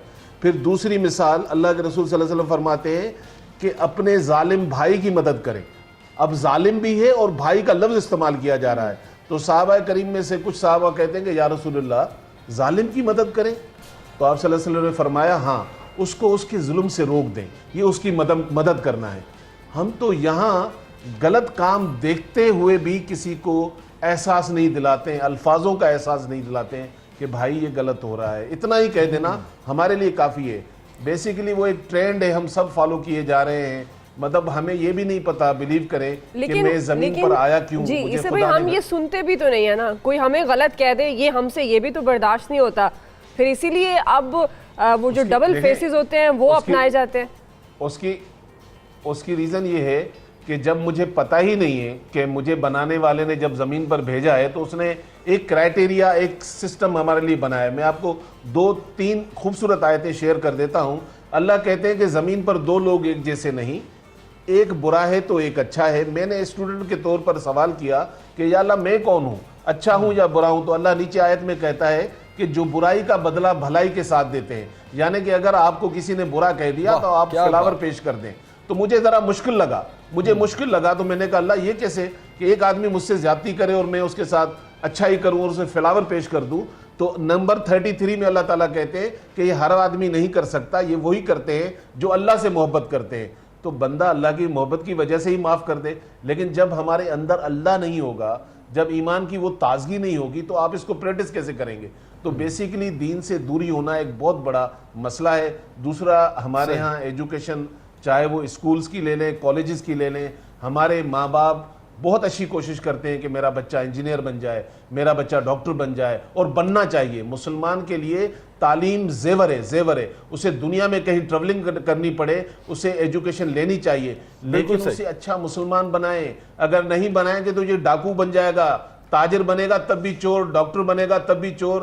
تو اچھا مسلمان بنے گا تو سوسائٹی کے لیے بینیفٹ بنتا ہے، تو ہمیں یہ پہلو کبھی بھی نظر انداز نہیں کرنا چاہیے۔ بالکل صحیح۔ ایک کالر ہے ہمارے ساتھ سمیرہ، ان سے بات کرتے ہیں۔ سمیرہ السلام علیکم، کیا کہنا چاہیں گی؟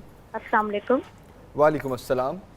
مجھے ڈاکٹر عمران سے بات کرنی ہے کہ مجھے یہ بات کرنی ہے کہ میرے بچے اسکولنگ میں ہیں ابھی، اور مطلب یہ بڑی جو بہت زیادہ پرابلم آج کل اسکولس میں آ رہی، میں صرف اپنے بچوں کی نہیں بات کرتی، مطلب ایک کامن یہ بہت زیادہ پرابلم آ رہی ہے کہ بچوں کو اتنا زیادہ پریشرائز کیا جاتا ہے، نمبر، تو اس کے بعد اس پریشر میں آ کے جو بچہ پڑھ بھی رہا ہوتا ہے تو وہ مجھے ایسا لگتا ہے کہ وہ پھر پیچھے ہٹ جاتا ہے کہ نہیں میں تو پڑھ ہی نہیں سکتا۔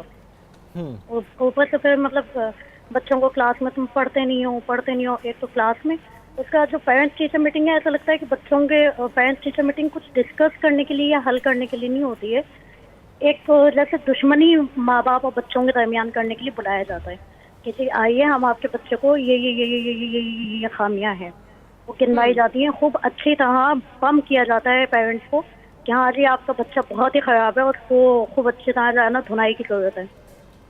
پھر مائیں تو پھر بھی تھوڑا کنٹرول کر لیتی ہیں، باپ گھر آ کے جو بچوں پہ برستے ہیں، تو مطلب اس کا کیا حال ہے؟ اب اگر ہم اسکول سے ہٹا کے ہم نے مدرسہ میں کریں تو مدرسے میں بھی الگ ایک ٹارچر والا سسٹم ہوتا ہے۔ صحیح ٹھیک ہے سمیرہ جی ابھی ڈاکٹر عمران کی طرف جاتے ہیں، وہ آپ کو جواب بھی دیتے ہیں۔ بڑے اچھے پوائنٹ آپ نے ریز کیے ہیں۔ ڈیفینیٹ ہمارے اسکولنگ جو ہے وہاں پر اس طرح کے اور بڑے ایشوز ہیں، بہت بڑے مسائل ہیں، بچوں کو اوور برڈن کر دیا جاتا ہے، اور یہ جو پیرنٹس میٹنگ ہوتی ہے اس کے نام پر بھی اب تو کمپٹیشن ہے۔ ڈاکٹر عمران ایک تو کالر کو رسپونڈ کیجیے گا، دوسرا کیا اس معاملے میں بھی ہم کہہ سکتے ہیں کہ انفرادی طور پر بھی برداشت کا مظاہرہ کرنا بہت امپورٹنٹ ہوتا ہے، یا ہم صرف یہ کہتے ہیں کہ اجتماعی طور پر جب ہم برداشت نہیں کرتے ہیں تو ہمارا معاشرہ بگاڑ کی طرف جاتا ہے؟ دیکھیں انفرادی سے ہی شروع ہو کے فرد سے ہی افراد اور معاشرہ جو ہے وہ بنتا ہے۔ میں اپنی بہن کا جو ہے وہ بھی جواب دیتا ہوں، کوئکلی میں بتا دوں، یہ جملے آپ نے کتنی بار سنے ہیں کہ میں نے سامنے والے کی بولتی بند کروا دی، میں تو سامنے والے کو ایسا چپ کرا کے آیا ہوں، وہ تو پر نہیں مار سکا، میں ایسا بولا۔ یہ ہمارے رویے ہیں جو آپ سنتے ہیں اور اس کو بڑے فخر سے پیش کیا جا سکتا ہے اور اس کو شاید کوئی آرٹ سمجھا جاتا ہے۔ سامنے والے کو بات سمجھانے کے لیے صرف دلیل جو ہے وہ چاہیے ہوگی، نرم لہجہ چاہیے ہوگا۔ شور شرابہ کر کے آپ سامنے والے کو خاموش تو کرا سکتے ہیں، قائل نہیں کر سکتے، قائل کرنے کے لیے دلیل چاہیے۔ تو جہاں پر گفتگو کا طریقہ کار ایسا ہو کہ نیچے سے لے کے، اور جس طرح کہ آپ نے ویڈیوز بھی دکھائی ہیں، اگر پھیپڑوں کے زور کے اوپر سامنے والے کو اپنی بات بتانی ہے کہ جس کے پھیپڑے مضبوط ہیں، جو جتنا زیادہ چیخ چلا سکتا ہے وہ اپنی بات جو ہے وہ کہہ سکتا ہے یا منوا سکتا ہے، تو یہ رویہ ہرا ہے، اس کی وجہ سے سب چیخ رہے ہیں، سب شور مچا رہے ہیں. ہم لوگ اب نارمل بات دیکھیے کہ ہم لوگ بات کرتے کرتے زور زور کے بول رہے ہیں، کیونکہ ہمارے معاشرے میں شور کا لیول جو ہے وہ بہت اوپر جا چکا ہے. اب آپ سمجھانے کا طریقہ سیکھیں، جو آپ نے کہا سلوشن کی بات ہے. صحابہ کرام جان نثاران رسول پاک صلی اللہ علیہ وآلہ وسلم کے لیے قرآن کہتا ہے کہ اپنی آواز کو نبی کی آواز سے اونچا نہ کرو، کہیں تمہارے اعمال ضائع نہ ہو جائیں. اور سیرت طیبہ یہ بتاتی ہے کہ رسول پاک صلی اللہ علیہ وآلہ وسلم نے کبھی اونچی آواز سے بات ہی نہیں کی. تو یعنی اس کا مطلب ہے کہ ان لوگوں کو جا کے یہ نہیں کہا کہ خاموش ہو جاؤ، ہلکا بولو، چیخ کے نہیں بولو، یہ نہیں کہا. آپ دیکھیں سمجھانے کا کتنا خوبصورت طریقہ تھا. دوسری بات اب اپنی بہن کی طرف جو آتا ہوں، ہماری زندگی کے اندر سے اگر یہ دو لفظ نکل جائیں، کمپیریزن، کمپٹیشن، کیونکہ اسلام اس کی اجازت نہیں دیتا. اللہ تبارک و تعالیٰ کہہ رہا ہے کہ مقابلہ صرف ایک چیز کا ہوگا، وہ ہوگا تقویٰ کا. نیکی کے کاموں میں صرف مقابلہ ہو سکتا ہے اور کسی میں مقابلہ نہیں ہو سکتا. تو ہم نے جب یہ میں نے پہلے ہی کہا تھا کہ یہ اسکول تجارت کے جو ہے وہ لوگ ہیں، جب یہ آپ کو اوپر اتنا زور ڈالتے نمبر، مجھے بتائیں کلاس کے اندر 40 بچے ہوتے ہیں، کیا 40 بچے فرسٹ آ سکتے ہیں؟ کیا یہ ممکن ہے کہ 40 بچے فرسٹ؟ ایسا نہیں ہو سکتا. وہ جو پریشر اسکول والے ڈالتے ہیں، میری بہن کو میں یہ کہوں گا کہ گھر آ کے آپ اس پریشر کو وائپ آؤٹ کریں. آپ اپنے بچوں کو صرف یہ کانفیڈنس دے کہ بیٹا تم پاس ہو جاؤ گے، بہت ہمارے لیے کافی ہے. بیٹا جو تم پڑھ رہے ہو تمہیں سمجھ آتا ہے، یہ اچھی ہے. دنیا کے اندر میں بتا رہا ہوں، آپ کسی ڈاکٹر کے، ابھی آپ کے پاس وکیل صاحبہ بھی بیٹھی ہوئی ہیں، میں بھی جو ہے 24 سال سے انٹرنیشنل کلینک کر رہا ہوں، ڈاکٹر صاحب بھی کلینک کر رہے ہیں. دنیا کے اندر آپ کسی سروس کے لیے جاتے ہیں، کبھی آپ نے پرسنٹیج پوچھی ہے؟ کبھی آپ نے ڈگری اس سے مانگی ہے ڈاکٹر کو؟ اپنی پرسنٹیج بتائے، آپ کا A+ آیا تھا، یہ کبھی پوچھتے کبھی زندگی کے اندر؟ اس کا مطلب ہے یہ پرسنٹیج، یہ ڈگریاں، یہ نہیں چلتا ہے. آپ کی صلاحیت چلتی ہے، آپ کی اہلیت چلتی ہے. آپ اپنے بچوں کو صلاحیت اور اہلیت بتائیں، یہ اسکول والے نہیں بتائیں گے. میری بہن اپنے بچوں کو ظلم سے بچائیں. اسکول والے جو پریشر دے رہے ہیں، آپ اس کو گھر کو آف سیٹ کریں آگے. بالکل صحیح عمران بھائی، بہت ویلڈ پوائنٹس ہیں یہ. صبح سویرے پاکستان، صبح سویرے پاکستان. ایک چھوٹی سی مثال ہمارے گھروں کی بھی ہے. ہمارے پیرنٹس سے بھی جب بچوں کو، کسی ایک بچے کو پیرنٹ سے بھی انصاف نہیں ملتا تو اس کے ذہن میں بھی یہ آ جاتا ہے کہ یار اچھا میرے بڑے بہن بھائیوں سے زیادہ پیار کرتے ہیں، شاید میرے سے نہیں کرتے، کمپٹیشن آ جاتا ہے یا اس طرح کی چیزیں. فاطمہ میں چاہوں گا آپ ماہر قانون بھی ہیں، اور انصاف کا ہمارا جو ایک سسٹم ہے، تقاضا ہے، ہم کہتے ہیں، ہمیشہ ہم دیکھتے ہیں کہ بڑا پن پوائنٹ کیا جاتا ہے اس کو. آپ کے پاس جو کیسز آتے ہیں وہ عدالتوں میں تو جاتے ہی ہیں، آپ اپنے طور پر کتنی کوشش کرتی ہیں کہ سمجھایا جائے، بتایا جائے اور اس معاملے کو رفع دفع کیا جائے؟ وہ کوشش کس حد تک کامیاب ہوتی ہے آپ کی؟ دیکھیے بینگ اے لائر تو میری تو ہمیشہ سے 100% یہی کوشش ہوتی ہے کہ میں کسی طرح سے جو ہے وہ اپنے کلائنٹ کو جسٹ اے کلائنٹ نہ سمجھوں، بلکہ بینگ اے پاکستانی جو ہے وہ کسی طرح سے ان کو احساس بھی دلا سکوں کہ چیزیں ان کو کلیئر ہو سکیں کہ کس طرح سے سوسائٹی میں یا کس طرح سے کورٹس میں جو ہے وہ اپنا میٹر پرسو کرنا ہے، اور اس کو کس طرح سے آپ کے مسئلے کو حل کیا جا سکتا ہے inside the court and outside the court as well. جہاں تک ابھی کالر نے جو بات کی کہ کورٹس میں جو ہے وہ انصاف نہیں مل پاتا، تو یہ تو ایک المیہ ہے ہماری کورٹس میں جو ہے وہ انصاف تھوڑا لیٹ بھی ملتا ہے اور سم ٹائم ملتا بھی نہیں ہے.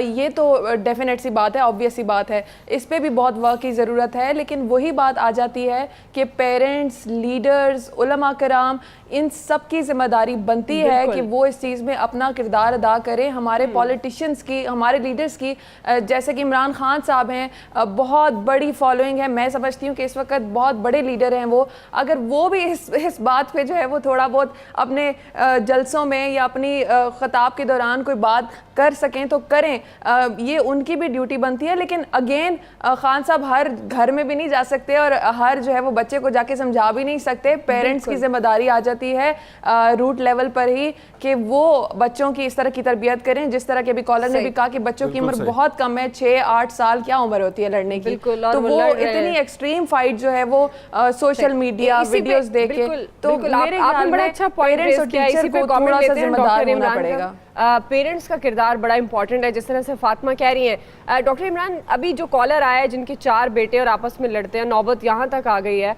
कि सर फाड़ देते हैं, क्या एडवाइस करेंगे आप उनके पेरेंट्स को या उन बच्चों को? देखिए, पहली बात तो ये है कि पेरेंटिंग की बहुत ज़रूरत है। आपने पहले भी प्रोग्राम किए, मेरी आप लोगों से दरख्वास्त होगी कि बार बार पेरेंटिंग के ऊपर प्रोग्राम करें, क्योंकि ये पहली जो है वो नर्सरी है।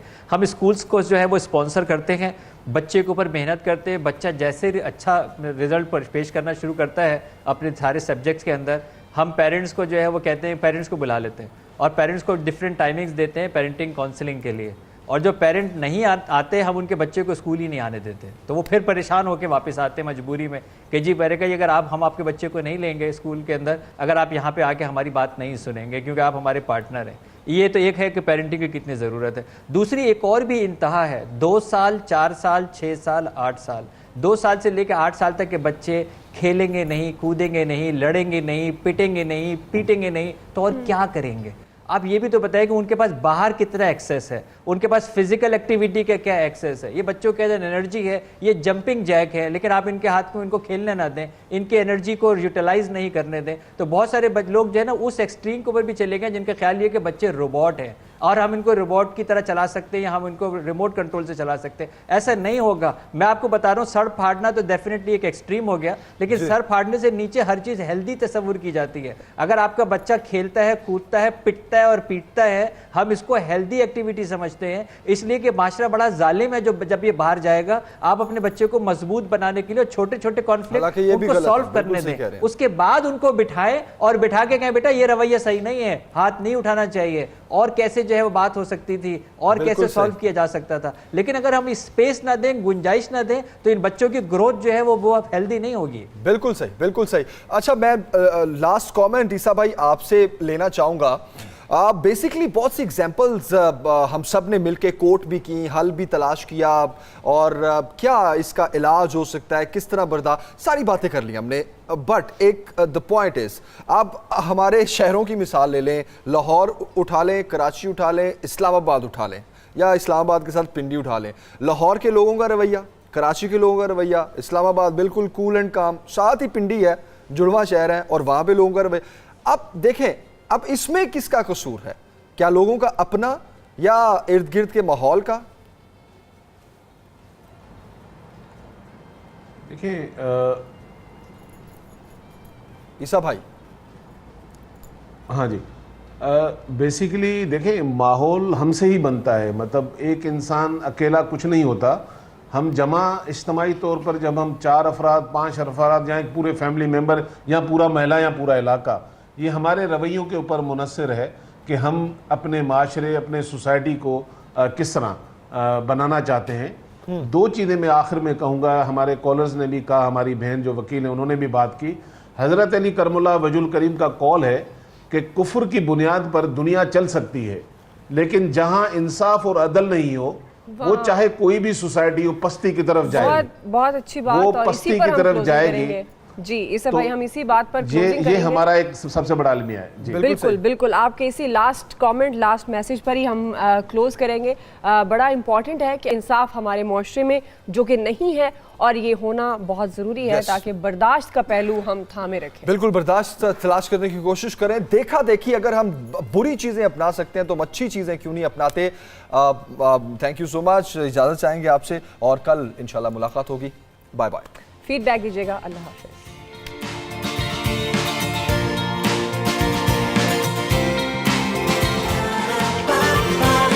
सुबह सवेरे